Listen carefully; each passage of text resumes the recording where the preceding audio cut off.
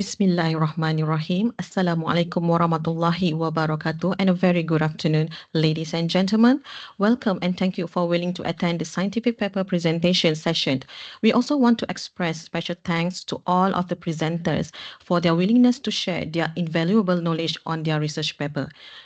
Before we start, please pay attention to the video related to the House Rule of Bank Negara Malaysia display.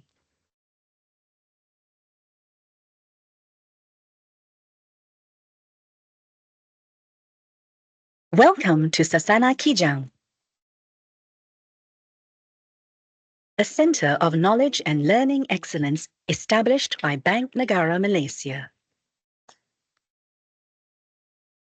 Vehicles entering the premises will be subject to a security inspection at all entrances.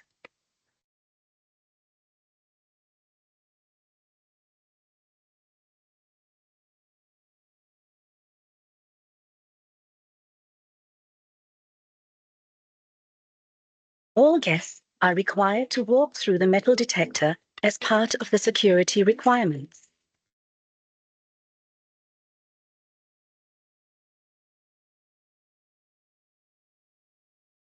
Guest access to level 5 and the office areas from levels 1 to 5 are strictly prohibited without prior approval.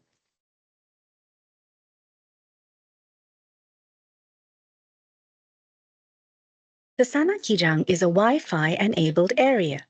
Please contact the event owner for the Wi-Fi password.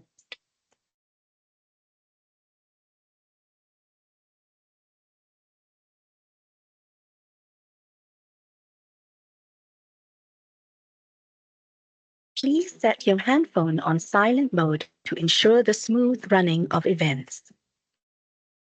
Our auditorium seats are equipped with microphones for audience participation. To use the microphone, press the button located on the panel at the side of your seat. A red light indicates that the microphone is ready for use. Press the same button to deactivate the microphone.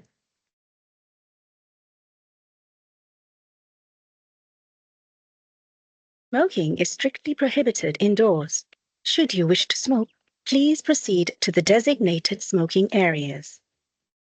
In case of an emergency, please remain calm and follow the directions of the safety officer. In the event of a fire or bomb threat, immediate evacuation is required.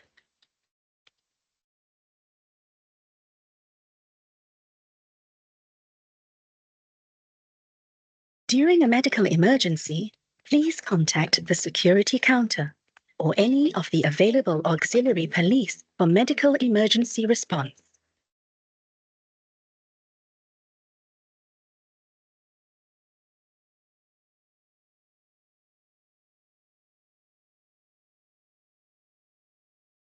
Thank you, and we hope you enjoy your experience at Sasana Kijang.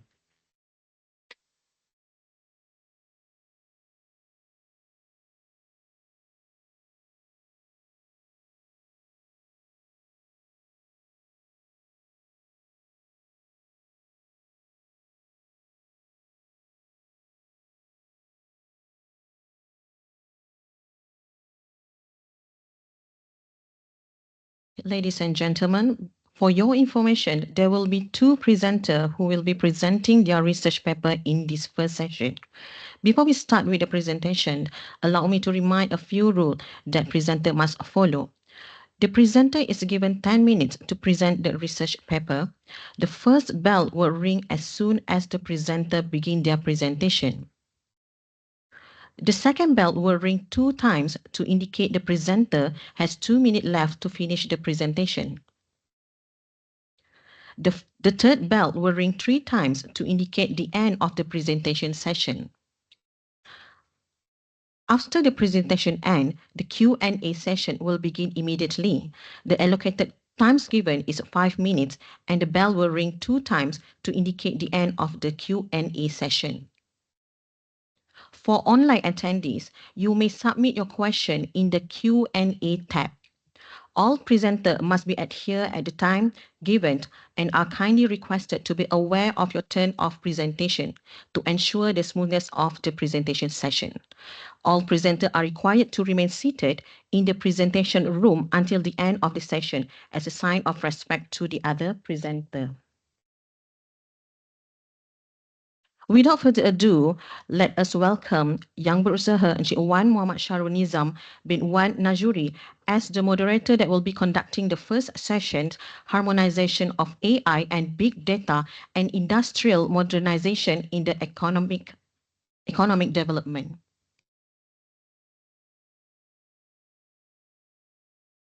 Bismillahirrahmanirrahim. Alhamdulillah Rabbil Alamin. Wassalatu wassalamu ala asyrafil anbiya wal mursalin wa ala alihi wa sahbihi ajma'in.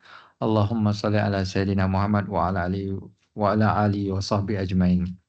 Rabbi shrah li sadri wa yassir li amri wa hlul 'uqdatan min lisani yafqahu qawli. Thank you, Madam MC. Good afternoon and a warm welcome to everyone, especially in the room and as well the participant online. And first and foremost, I would like to thank all of you for attending today's scientific paper presentation session. My name is Wan Muhammad Syahrul Nizam, as mentioned by the MC, and inshallah I will be your moderator for these sessions.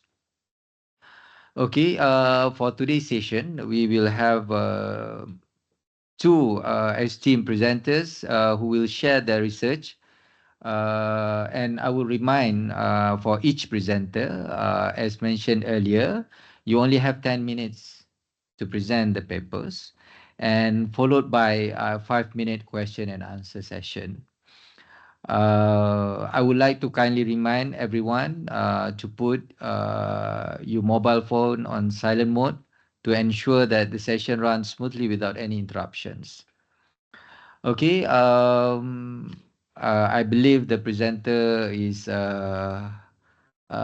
looking forward to present. So without further ado, let's begin with our first presenter. So our first presenter is Miss Chong Kain. She's, I mean, in terms of education, she have a Bachelor Honors of Actuarial Studies, also Unified Examination Certificates, and he has win a few awards, which is Taylor Dean List. And the topics that she going to present for today is machine learning technique to classify individual smart home activities. So without further ado, I would like to invite Ms. Chong Kain to begin their presentation, please. Good afternoon, everyone. So I'm Kain from Taylor's University, and today I'm going to share with you our research on how machine learning techniques can be used to classify human activities in smart home environment, and especially in the context of elderly care. Start with a quick background sharing. Ladies and gentlemen, our population is aging, and with that is coming with a cognitive difficulties in increased prevalence of this dementia issue. Well, as projected by the Dawson, Malaysia's elderly population is going to reach 6 million, which is nearly 4 times what it was in 2010. So, what does this number brings to us? As this is a growing trend to go, it is not solely a burden to these individuals and families anymore. It is going to impact almost every sector of our society, from the healthcare to the economy. So, it means that by currently we have more than 260,000 of these elderly Malaysians, or in other words, 8.5% of them is struggling with this kind of dementia issue. So, what does this mean to us? Does that mean that we need to focus on training more 24 hours caregivers? Or it means that the government may be investing to build a better healthcare system? Or it means that we need to budget and provide more subsidies to these individuals and families to support them. Well, these are all potential solutions. When it comes to the real world, this is coming with incredibly high costs and efforts to make. So this is when machine learning steps in to provide a more cost-effective and scalable solutions. Well, our study explores how machine learning combined with smart home technologies can be used and support this elderly care by monitoring their activities. And this approach is known as HAR, which is Human Activity Recognition. And this approach is powered by the IoT system and also machine learning key to classifying and understanding the human behaviors. So, moving on to the topic today, our study. Our study have two main goals. The first one is to compare how different and how well these different machine learning techniques can be used in classifying the human activities by using the smart home sensors data. And the second ones, we want to investigate if adding these time-related features can be helped to improve the model accuracy beyond what the activity-based features provide for us. So this is how we approach it. We utilize the data set from Casas Aruba, which is a data set collected by the Washington State University. And this is a public data set of a single residential smart home test bed. And this test bed consists of 3 different sensors, which includes temperature sensors, door sensors, and also motion sensors. And in this particular study, we are focusing on door and motion sensors and ignoring the temperature sensors, as we are interested on understanding the behaviors and activities of the resident. So we hypothesize that not only what is done, but also when it's done can reveal some of the new patterns that cannot capture using the activity-based features. So after having the all raw data set into this data cleaning and preprocessing, we extracted the relevant features and coming out with 2 of these data set. The first one is an activity-based features, which includes features like duration of activities and sensor state and so on. And the second one goes beyond the first one by including the time-related features, which is like time of the day and day of the week. So having these 2 data sets, we put it into 6 different machine learning algorithms, which including support vector machine, decision tree, random forest, gradient boosting, knife Bayes, and also the KNN model. And for the evaluation part, we are focusing on F11 and MCC score, which is more ideal in handling this imbalanced data.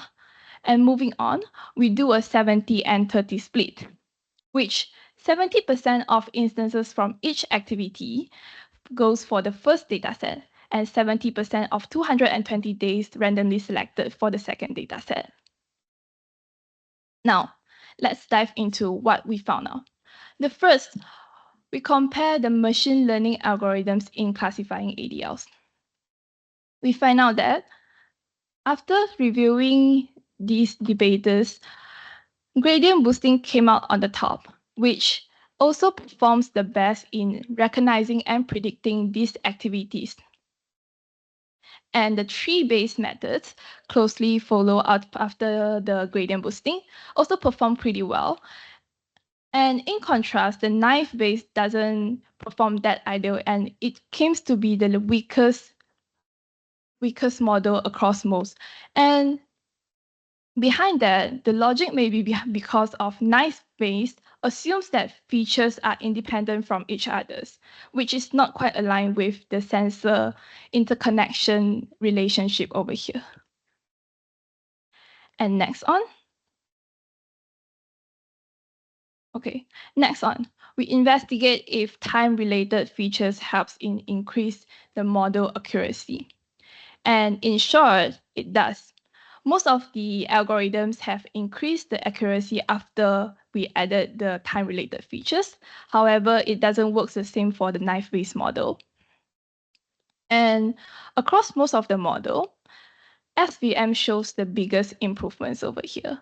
And one thing to mention, the random forest model have been increased slightly edge out our gradient boosting models after we added the time-related features, which shows that maybe random forest is adapted better in these time features and capturing the regularity of these activities. Well, now moving on to more specifics, we take a look on how different machine learning in analyzing different activities and how it performs. Well, activities like sleeping, relaxing, meal preparation, eating, work, and back to toilet. These activities are best recognized. And after we added the time-related features, the time-sensitive activities as like sleeping, since we have a regularity time in sleeping, shows an improvement over here. And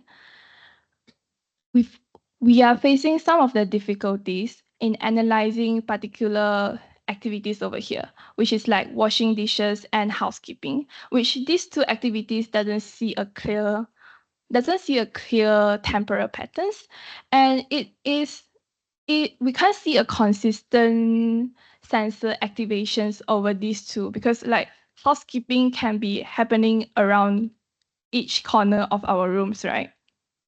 So come to a conclusion to our study. We found that tree-based methods like gradient boosting, random forest, and also decision tree perform pretty well and captures the best in analyzing this kind of sensor state data. And also the SVMs and knife-based doesn't perform quite well, and it is basically made after our analysis. It should be because of SVM's rigid boundaries doesn't flexible enough for this kind of overlapping activities data.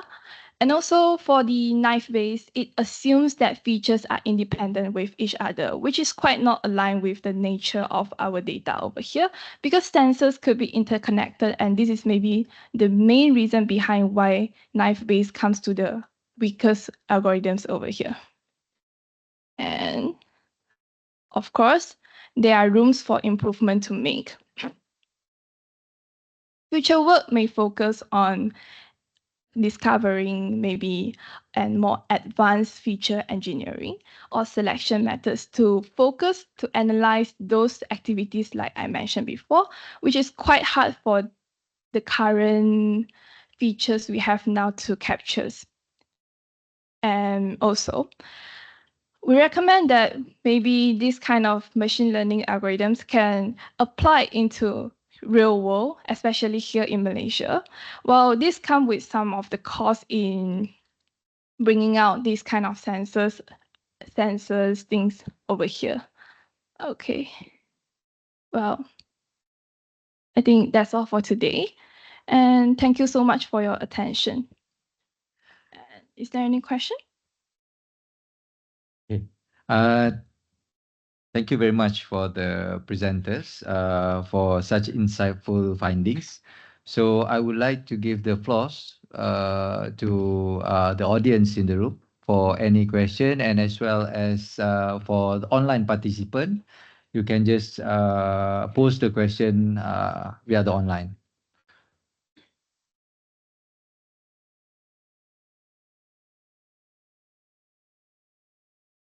Prof. So the algorithm that you mentioned in your study, actually spot vector machine, knife wave, etc., is a supervised learning algorithm, right? Yeah. So basically, this kind of algorithm is used for labeling data.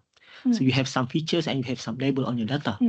But for human behavior, generally the data is not that kind of structured lah. Meaning that the human behavior keep changing. Yeah. So usually, when we deal with this kind of data, we use reinforcement learning technique, which is more complicated. So that's why I wonder why you are using supervised learning algorithm in your data set for this kind of behavior. Thank you for asking. Well, The biggest part in smart home technologies is analyzing this kind of human behavior. Of course, like what you mentioned just now, it's more aligned with the real time and it's easier for them to capture this kind of data. But over here, the key of our study is to analyze the performance of these simple machine learning algorithms.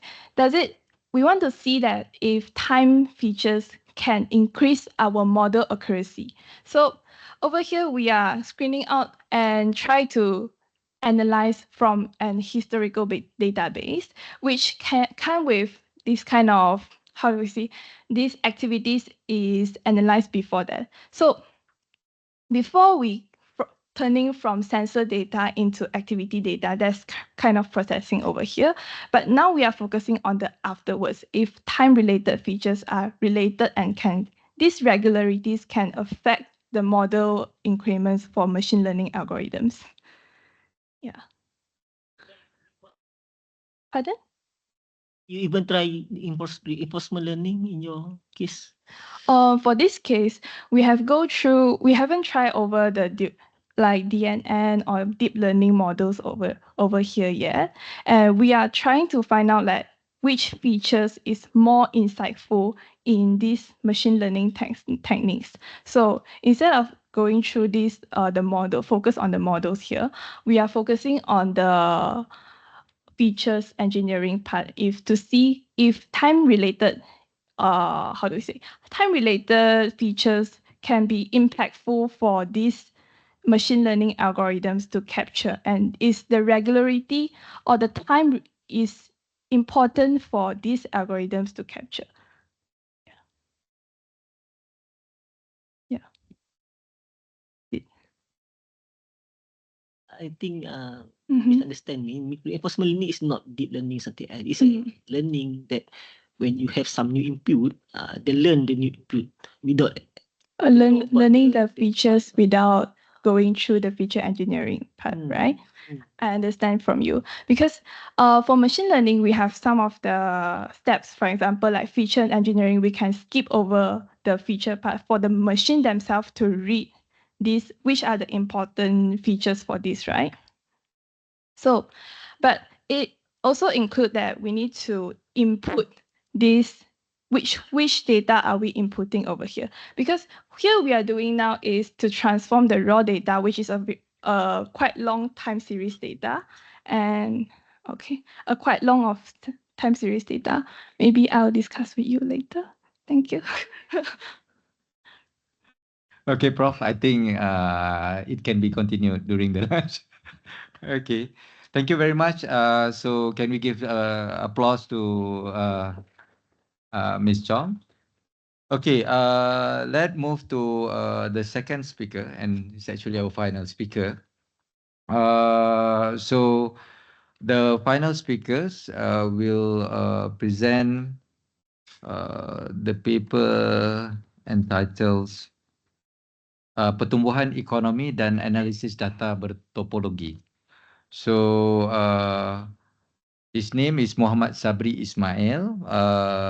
So at this moment, he's a senior lecturer. The course Fundamentals of Entrepreneurship and Innovation Mathematical Techniques. Has a few interesting working histories, like having business database system, business statistics, persistent homology and finance data, and so forth. So without further ado, I would like to present Muhammad Sabri. The floor is yours.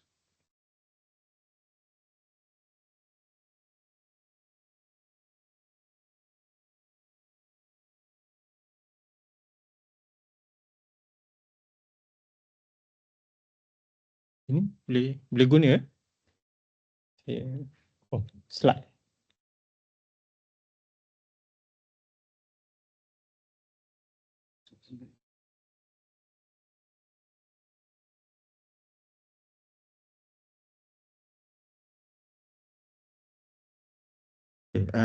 Assalamualaikum dan selamat petang. Nama saya adalah Dr. Muhammad Sabri dan rakan penyelidik saya adalah Prof. Dr. Muhammad Sami bin Muhammad Nurani. daripada Jabatan Sains Matematik Fakulti Sains dan Teknologi daripada Universiti Kebangsaan Malaysia. Jadi hari ini saya akan berkongsi satu tajuk pembentangan saya iaitu pertumbuhan ekonomi dan analisis data bertopologi. Okay. So apakah pertumbuhan ekonomi dan KD&K? Jadi pertumbuhan ekonomi adalah biasanya merujuk kepada kapasiti sesebuah negara menghasilkan barangan dan perkhidmatan dalam satu tempoh yang tertentu, iaitu macam mana kita market participant chain real economic to products or service. Okay, and then in order to untuk mengukur pertumbuhan ekonomi, kita akan biasanya government iaitu kerajaan Malaysia akan menggunakan keluaran dalam negeri kasar KD&K, iaitu digunakan untuk mengukur pertumbuhan ekonomi Malaysia, dan analisis dan peramalan KD&K ini sangat penting untuk pihak berkepentingan seperti kerajaan kita, kerajaan Malaysia, peniaga, pelabur sama ada dalam negara atau luar negara, dan pengguna untuk melakukan keputusan aktiviti ekonomi mereka, kerana biasanya pelabur akan melabur di negara yang ekonominya stabil. Okay. Dan masalahnya di dalam kedinamikan ekonomi ni, ekonomi boleh berada di dalam fasa stabil, tiba-tiba berlaku gangguan, dan gangguan ini adalah satu krisis, dan salah satu krisis dalam ekonomi adalah kemelesetan ekonomi atau boleh dikenali sebagai pengucupan dan pertumbuhan negatif, iaitu kadar pertumbuhan menurun ke kadar satu menurun dengan berbanding nilai KD&K sebelumnya. Okay. Dan krisis ini iaitu kemelesetan ekonomi boleh berlaku akibat pelbagai faktor sehingga mampu menggugat kesejahteraan ekonomi dan sosial sesebuah negara. Okay. Dan persoalan yang menarik di dalam bidang ekonomi ini adalah bagaimana kita boleh memahami gangguan ekonomi ini, macam mana gangguan ekonomi ini berlaku di dalam satu sistem kewangan. Dan salah satu persoalan yang menarik adalah bolehkah kemelesetan ekonomi ini dikesan pada peringkat awal supaya kerajaan atau individu pelabur itu boleh melakukan lakas mitigasi untuk menyelamatkan kekayaannya. Okay. Okay. Jadi salah satu contoh bagi kemelesetan ekonomi di Malaysia adalah kemelesetan ekonomi yang berlaku pada suku tahun yang kedua, sehingga ke suku kaum keempat pada tahun 2011. Dan kemelesetan ekonomi ini berlaku akibat pandemik COVID-19 dan juga krisis politik di tanah air. Okay. Okay. So kita boleh lihat pada data KD&K berlaku satu gangguan akibat pandemik COVID-19 dan juga krisis politik di tanah air sehingga menyebabkan nilai KD&K kita turun mendadak.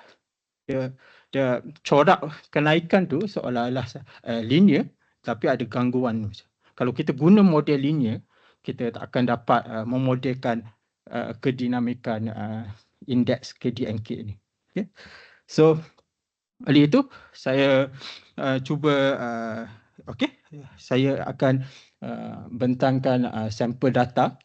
Sampel data saya untuk kajian ini adalah sebenarnya pertumbuhan tahun ke tahun, iaitu ratio data, not the index level value. Okay. So data ini adalah dibekalkan oleh portal open dorsum, dan data ini juga menunjukkan berlakunya kemelesetan ekonomi. Masalahnya apabila kita merujuk kepada ratio ni hanya mengambil perhitungan daripada nilai semasa dan nilai pada tahun sebelumnya, iaitu kita ambil dua nilai je. Dan Dan untuk mentarifkan kemelesetan ekonomi daripada pertumbuhan tahun ke tahun ini, kita kena mengambil faktor magnitud perubahan rasio ni dan juga dia punya magnitud. So dia agak subjektif untuk certain person yang bukan pakar ekonomi. Jadi mungkin kita perlukan pakar ekonomi untuk mentarifkan kemelesetan ekonomi daripada data pertumbuhan tahun ke tahun. Okey. So kalau kita lihat kepada statistik perihalan terhadap segi masa pertumbuhan tahun ke tahun, kita boleh lihat statistik perihalan seperti berikutlah. Dan kita boleh mengilustrasikan statistik perihalan ini kepada gambar rajah yang di atas lah. Okey. Kalau kita lihat histogram dan pelok ketepatan pertumbuhan tahun ke tahun, kita boleh lihat taburan data tersebut tak normal lah. Kalau kita lihat pada ekornya, dia ada naik lah. Something weird lah. So it cannot be modeled by normal distribution. Okay. So taburan KDNK adalah berpuasa positif, mencapai pecon ke arah kiri dan tidak simetri seperti yang diilustrasikan seperti gambar rajah yang di atas di sebelah kiri. Okay. Dan statistik perihalan ini tidak dapat menunjuk tidak mencukupi untuk meramai krisis seperti kemelesetan ekonomi yang mungkin akan berlaku pada masa hadapan. Okay. Dan untuk meramal kemelesetan ekonomi memerlukan kaedah yang lebih canggih seperti homologi gigih, persistent homology untuk siapa yang suka English, dan persistent homology ni atau homologi gigih ni adalah satu kaedah baru yang terbit daripada matematik baru yang dikenali sebagai analisis data bertopologi. So untuk reference in English, topological data analysis. Okay. Okay. So apakah analisis data bertopologi? Sebenarnya analisis data bertopologi dan juga kaedahnya, homologi gigih ini dimulakan dengan pemodelan cyclical complexes, RIPS. Okay. So sebenarnya ada banyak pemodelan cyclical complexes dan sebenarnya ada video yang menunjukkan 5 data dan terdapat pemodelan yang untuk menghampiri rupa bentuk data yang ada. Ada kasih. Okey. Dan seterusnya kita akan hitung set jangka hayat bagi komponen-komponen berkait daripada pemodelan ini. Dan seterusnya kita akan mengilustrasikan maklumat yang diperolehi daripada set jangka hayat sebagai laskat kegigihan. Dan seterusnya kita akan menghitung ringkasan titik kegigihan daripada laskat kegigihan tersebut, iaitu kita hitung luas di bawah setiap curve dan kemudian kita tambah dan menghasilkan normal elemen. Okey. Okay, so ini adalah kaedah.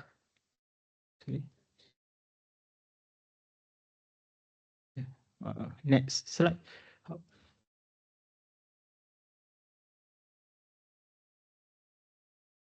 So next slide sepatutnya menunjukkan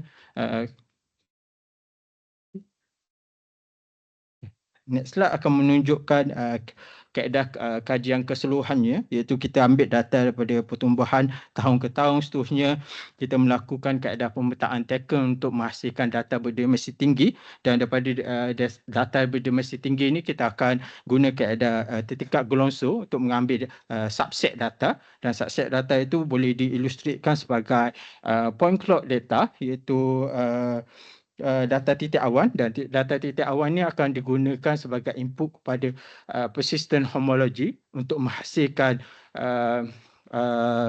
laskat kegigihan dan seterusnya menghitung normal L1. Dan kita akan mengulangi kaedah ini untuk menghasilkan untuk menghasilkan output seperti inilah, dan output ini boleh digunakan untuk menggambarkan kemelesetan ekonomi yang lebih jelas, iaitu signalnya adalah apabila nilainya menaik ke atas sahaja tanpa mengambil kira dia punya amplitude dan inflitude. Okay. Dan seterusnya adalah kesimpulan. Simulasi L1 menunjukkan peningkatan yang besar dan ketara ketika berlakunya kemelesetan ekonomi, dan cadangan saya adalah segi masa L1 boleh digunakan sebagai satu ekonometrik baru untuk menggambarkan keadaan pertumbuhan ekonomi dan mengesan kemungkinan berlakunya kemelesetan ekonomi di Malaysia. Terima kasih. Alhamdulillah, thank you very much, Dr. Muhammad Sabri Ismail, for the presentation. So now I give the opportunity to the floors. If anyone of you have any question, please raise your hand. As well as participant online, if any, you can just post it.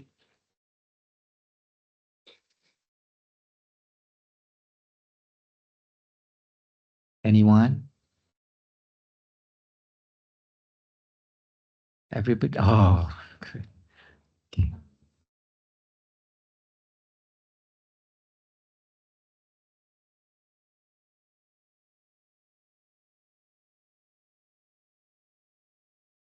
Boleh dengar?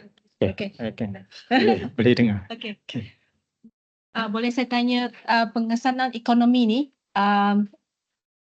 berlaku masa ekonomi meleset ke masa forward looking, like boleh tak you kesan boleh kesan berapa jauh ekonomi akan meleset? Biasanya peramalan ekonomi ni tidak boleh dikesan dalam jangka masa yang panjang lah. Biasanya signal tu can be detect at the early period, but in the short time lah. So kalau kita tengok sebelum kemelesetan ekonomi tu ada peningkatan yang kecil lah. Peningkatan yang kecil tu.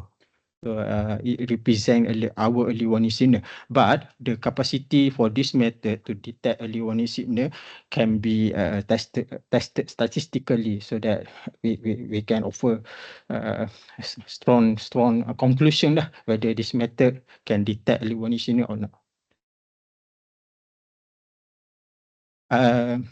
So I suggest maybe you can go the board references that I did the quite similar research, but on the financial data.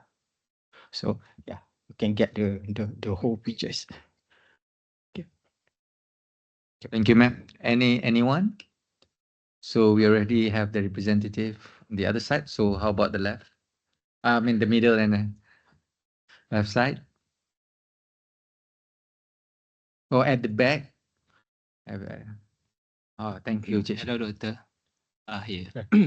Daripada yang homologi yang Doktor tunjukkan tadi tu, yang persistent homology ni, kita tahu kalau persistent homology ni bila kita nak membuat model tu, data tu dia mesti stabil. I mean kita nak buat forecast tu is a bit hard actually lah, dan dia mesti nak kena ada combination dengan ada statistical tool ataupun machine learning lah. So in your view kan, apakah cara ataupun machine learning apa yang, sebab saya lebih berminat dengan penggunaan machine learning tu sebenarnya lah. Jadi in your view, apa yang kaedah yang terbaik kita nak memastikan bahawa penggunaan persistent homology ni kita boleh combinekan dengan machine learning, and then kita boleh buat forecasting, because penemuan doktor ni something yang is very interesting actually. Tapi kalau I silap mungkin boleh betulkan lah. Tapi kalau homologi gigih tu itself nak forecast is a bit hard. Dia kena ada statistical tool ataupun machine learning yang boleh support kepada homologi gigih ni lah.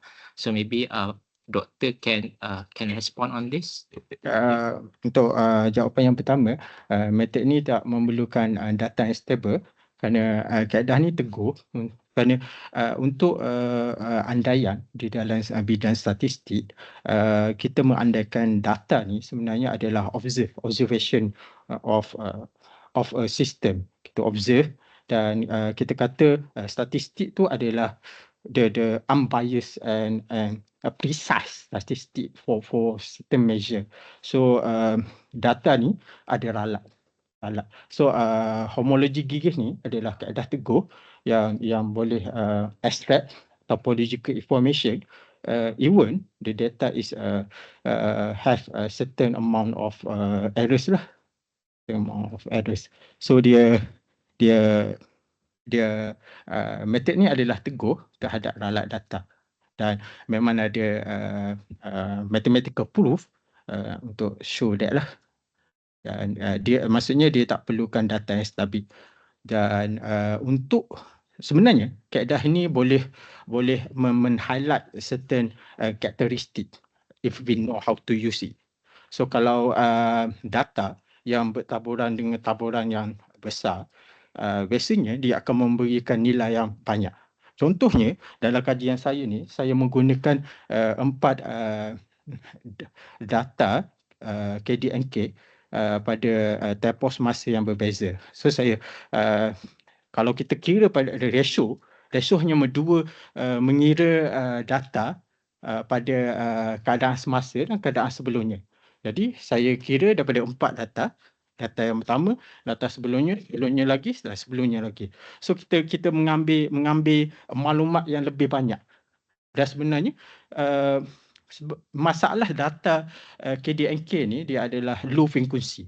Maksudnya dia hanya suku tahun. Kalau kita guna statistik pada ukuran tertingkat Gronsor tu, time window tu, kita tak boleh guna statistik sebab statistik ada assumption that kita tak boleh get the kita tak boleh dapatkan unbiased and precise statistik daripada semua sampel. Tapi method topology data analysis ni tak ada assumption tu dan dia adalah robust untuk menggambarkan rupa bentuk data. So tu adalah kelebihannya. Dan untuk kaedah machine learning yang boleh meramai mungkin dengan lebih tepatlah data-data seperti data kewangan dan mungkin data baru yang dihasilkan daripada kaedah analisis topologi ni, mungkin saya boleh suggest deep learning lah. Sebab deep learning is very promising lah. Sebab deep learning is also behind the ChatGPT. People use ChatGPT everywhere. So and you know who create the ChatGPT. So it's a deep learning. Okay, but you need a very powerful computation to do that. Online. Bila dilihat di sini data yang digunakan adalah semasa pandemik. Adakah dilaksanakan smoothing dan tidak untuk fokus guna dispersive dan homogenik? Sebenarnya untuk peramalan pada data KD&K ni belum dilakukan dah, lebih pada mencirikan. Tapi daripada pencirian yang baru ni kita boleh dapat sedikit peraturan lah. Kalau kita nak guna siri masa L1 ni, kita dapat sedikit peraturan lah, seperti peraturan yang simple ni lah. Jika siri masa L1 tu menikah, maksudnya sebenarnya data kita walaupun in higher dimension is diverse. Bila ekonomi diverse, there are only 2 possibilities. The first one is the crisis happen, or PM perform very well until the jump is increased highly or go backward hugely. Tapi perubahan yang besar tu menggambarkan anomalies. So there is a possibility for anomalies detection in economy by using this method lah.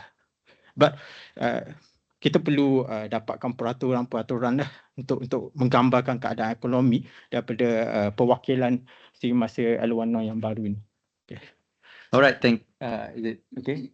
Alright, thank you very much Dr. Muhammad Sabri. So alhamdulillah we finished 2 presenters, 2 papers. So Thank you. Please have a seat.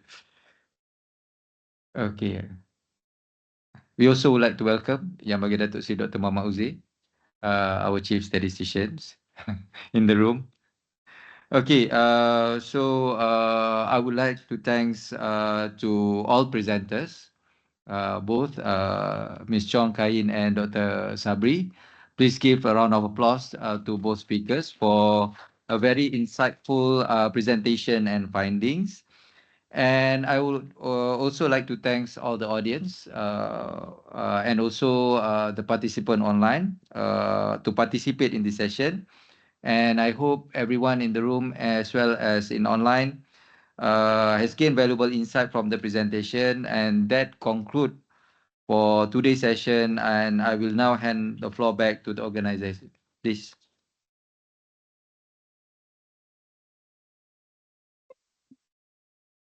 Ladies and gentlemen, allow us to express our deepest gratitude to the moderator and all of the presenter. As a token of gratitude and appreciation, we invite Yang Berusaha Associate Professor Dr. Arifah Bahar from University Technology Malaysia UTM to deliver the souvenir to the moderators and presenters.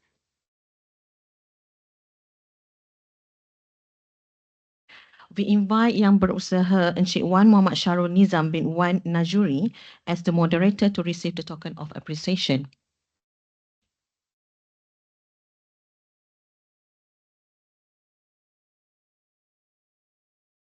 Next, we invite the presenter to receive the souvenir.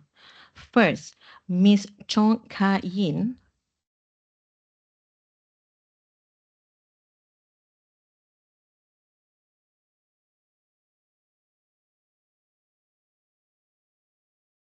And lastly, Dr. Muhammad Sabri Ismail.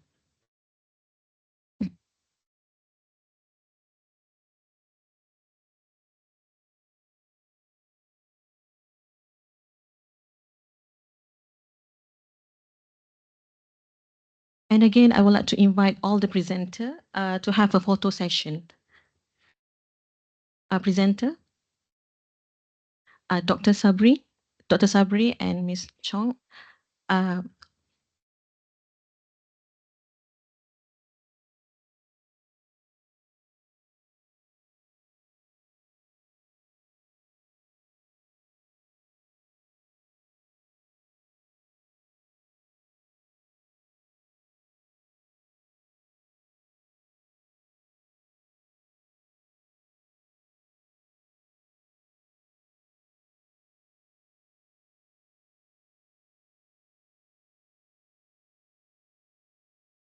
Okay, thank you. So with the end of the photo session, so the first session of the presentation has ended.